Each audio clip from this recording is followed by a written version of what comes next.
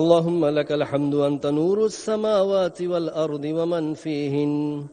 ولك الحمد أنت قيم السماوات والأرض ومن فيهن ولك الحمد أنت رب السماوات والأرض ومن فيهن اللهم صل على محمد وعلى آل محمد كما صليت على إبراهيم وعلى آل إبراهيم إنك حميد مجيد وبارك على محمد وعلى آل محمد كما باركت على إبراهيم وعلى آل إبراهيم إنك حميد مجيد রব্বুল আলামিন, আজকে আমরা আমাদের একটি বন্ধু রাষ্ট্র, একটি মুসলিম রাষ্ট্র, আমাদের সাথে দীর্ঘ কূটনৈতিক যোগাযোগে পরম বন্ধু প্রতিম একটি দেশ, আপনার এই ভূখণ্ডের এই কাতার যে দেশ, সেই রাষ্ট্রের সাবেক আমির, বর্তমান সম্মানিত আমির, মহামান্য আমির শেখ তামিম বিন হাম্মাদ আস-সানি, তার পিতা, তার প্রিয়তম বাবা মরহুম শেখ হাম্মাদ বিন খলিফা আস-সানি, তার ইন্তেকালে আজকে আমরা শোকাহত। রব্বুল আলামিন তিনি দীর্ঘ সময় তার নিজের রাষ্ট্রের সংকটময় সময়ও, মধ্যপ্রাচ্য সংকটকালীন সময়ও যেভাবে বাংলাদেশকে গুরুত্ব দিয়েছেন, আমাদের এই তেল থেকে শুরু করে অন্যান্য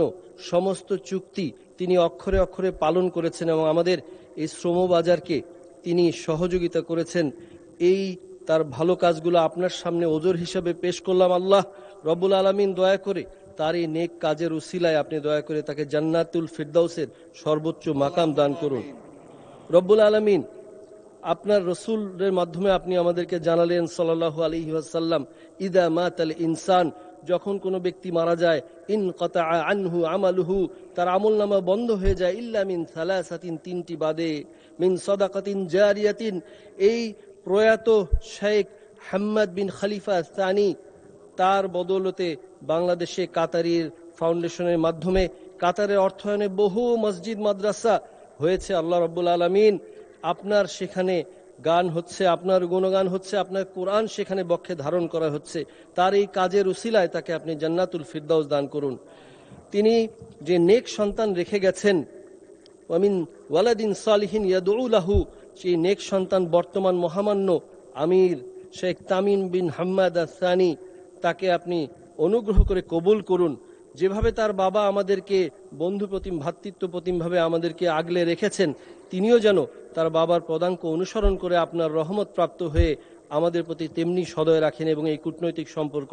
উত্তরোত্তর যেন আরো সুন্দর হতে থাকে। রব্বুল আলামিন আপনি দয়া করে আমাদের এই সংসদকে কবুল করুন। বাংলাদেশ নামক রাষ্ট্রের জন্মের প্রাক্কালে আপনি যেমনিভাবে শহীদ রাষ্ট্রপতি জিয়াউর রহমানকে দৃঢ়তা দিয়েছেন, পরবর্তীতে যেভাবে স্বাধীন বাংলাদেশের চরম সংকটকালীন মুহূর্তে দেশনেত্রী বেগম খালেদা জিয়াকে দৃঢ়তা দিয়েছেন, তেমনিভাবে রব্বুল আলামিন দীর্ঘ 17 বছরের দুঃশাসন পরবর্তী ভঙ্গুরী অর্থনৈতিক এই অবস্থার বাংলাদেশে, বর্তমান বাংলাদেশে তাদের ওই সুযোগ্য সন্তান, যিনি আপনার নবী করিম সাল্লাল্লাহু আলাইহি সাল্লামের ন্যায় পরায়ণতার ভিত্তিতে প্রতিজ্ঞা নিয়েছেন এই দেশকে এগিয়ে নিয়ে যাবেন, যিনি এই সংসদকে কার্যকরী করার জন্য